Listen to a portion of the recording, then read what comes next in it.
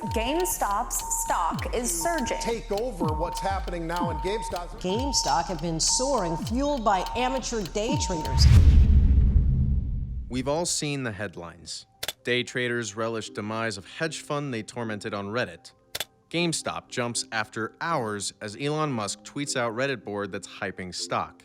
Student, 20, makes $110 million trading meme Bed Bath & Beyond stock. Sound familiar? Unless you live under a rock, you probably know that the culprit behind these insane headlines is none other than Wall Street Bets. This growing army, made up of 12.5 million self-named degenerates or degens, started out as a small group of investors on Reddit. Now, they're one of the most powerful and disruptive online communities ever to exist. And they've also managed to become the biggest pain in the ass for Wall Street. To the everyday retail investor, this group is an ally. It has given a voice to the amateur investors among us. For the boomers on Wall Street, though, the degens have become their worst nightmare, and everything they've ever tried to insulate themselves against. So what's the reality? Are the Wall Street bet degenerates villains or modern-day heroes? Before we get into things, make sure you smash that like button, comment, and subscribe. It helps out with our ego, and as an added bonus, it helps the channel grow. Let's start from when most of us first heard about this madness, with hedge fund Melvin Capital. To founder Gabriel Plotkin, there's no doubt about it, this group of degenerates is the worst group of villains this world has ever witnessed. With the GameStop fiasco, which, quick refresher, skyrocketed shares from $1 to nearly $80 apiece, this hedge fund lost $6.8 billion over the course of a month. And now, they're bankrupt. Melvin Capital winding down, returning cash to its investors. From Melvin Capital's point of view, the degens' ability to wipe out 53% of their assets under management makes them not just a huge pain in the ass, but the enemy. But what about everyone who's not Gabriel Plotkin? What about the other veterans of Wall Street? Well, between GameStop in the spring and Bed Bath & Beyond this summer, it looks like fund managers had their hands full with this newly minted group of subpar investors. It was an early return from the Hamptons for Wall Street when all hell broke loose after the degens turned Bed Bath & Beyond into one of the hottest stocks of the summer. A declining home goods retailer's share suddenly soared almost 500% in only a few weeks. Sounds like Wall Street's worst nightmare. We've seen that the ones who continue to feel the never-ending wrath of Wall Street bets are what CNBC, Bloomberg, and other financial media companies call smart money. Your hedge funds, banks, and institutional investors. In other words, the big dogs.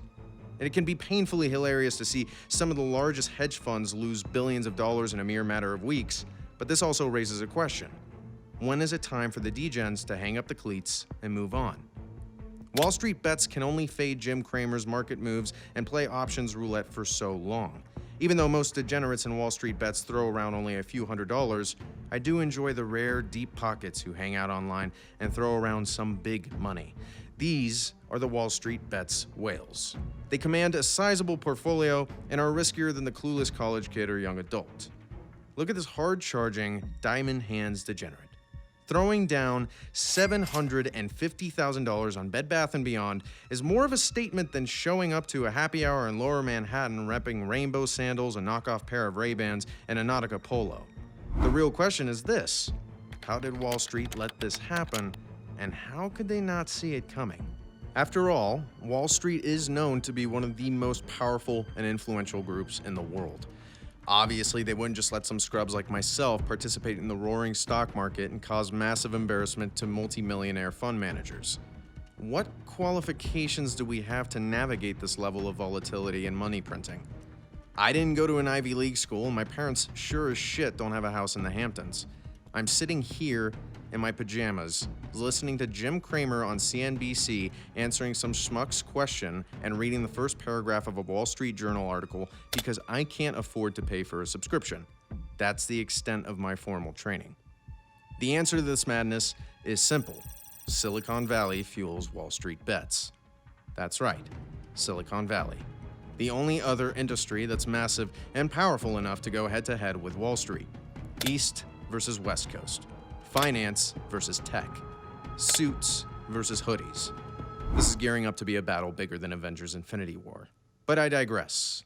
Technology, innovation, and the classic underdog tale are the reasons why Wall Street Bets continues to grow and expand its reach. You see, Reddit and the Wall Street Bets community simply wouldn't exist if it weren't for Silicon Valley. It just wouldn't be possible. To dive deeper into what I mean, let's walk through some background information on Reddit.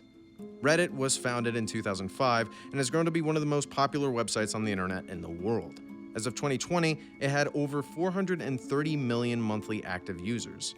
All this to say, Reddit was able to provide a forum for the type of massive group coordination and streamlined communication that enabled Wall Street Bets to not only survive, but flourish. The Wall Street Bets subreddit entered the picture right when Reddit was at its prime. It was founded on January 31st, 2012, only 7 years after Reddit's founding. But look, as much as we want to give Reddit sole credit for upending Wall Street and changing the world of investing for the average person, Reddit wasn't acting alone. Silicon Valley has continued to bulldoze Wall Street in new and ever creative ways. Only a few months after the Wall Street Bets subreddit came to fruition, Robinhood was launched. As we all know by now, Robinhood's platform rewrote Wall Street's primary business model. It offered ordinary people commission-free trades, options trading, and dirty leverage. Purely from a business perspective, Robinhood has hurt Wall Street more than Wall Street Bets ever could. They forced legacy brokerages to reinvent their absurd and outdated business model.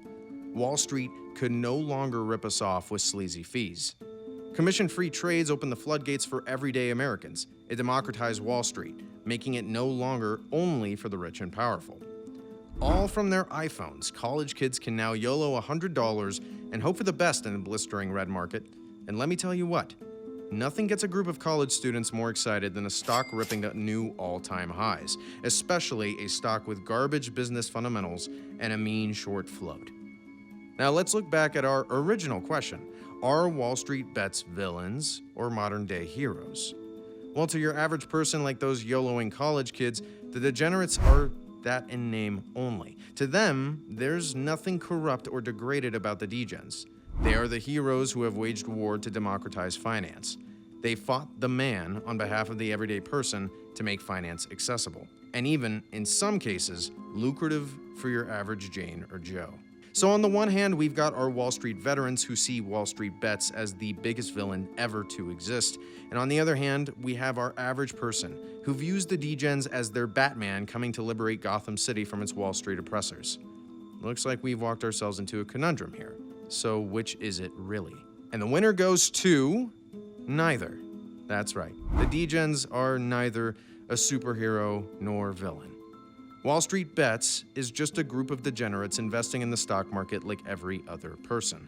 While they don't believe in fundamental analysis, valuation, or manage portfolio risk responsibly, they do add comedy to the broader financial markets. More importantly, they give retail investors a much-needed voice at the national level.